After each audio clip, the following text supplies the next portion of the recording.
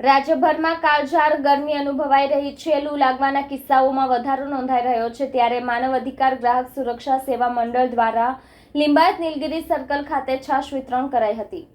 હાલમાં ઉનાળો ચાલી રહ્યો છે અને છેલ્લા 2-3 દિવસથી આકરી ગરમી પડી રહી છે। આ આકરી ગરમીમાં પણ ટ્રાફિક જવાનો રોડ પર ઊભા રહીને ટ્રાફિક નિયમન કરી રહ્યા છે, ત્યારે માનવ અધિકાર ગ્રાહક સુરક્ષા સેવા મંડળ દ્વારા લિંબાયત નીલગિરી સર્કલ પાસે છાશ વિતરણ કરવામાં આવ્યું હતું।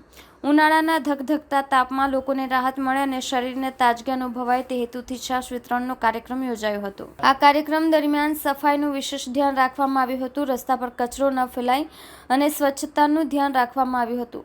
લોકોમાં સાફ સફાઈનો સંદેશ આપવાના પ્રયાસ માનવ અધિકાર ગ્રાહક સુરક્ષા સેવા મંડળના સ્વયંસેવકો દ્વારા કરવામાં આવ્યું હતું। મારું નામ સૈયદ તારિક અલી, માનવ અધિકાર ગ્રાહક સુરક્ષા સેવા મંડળ સુરત શહેર સુરત જિલ્લાનો પ્રમુખ છું। આજે પ્રોગ્રામ નીલગિરી સર્કલ મારુતિનગર।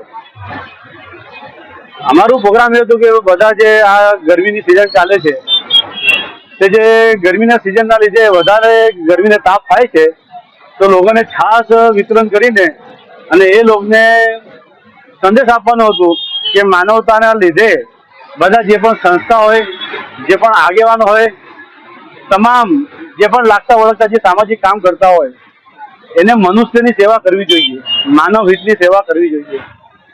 તેમજ અમને પ્રોત્સાહન સારું મળ્યું।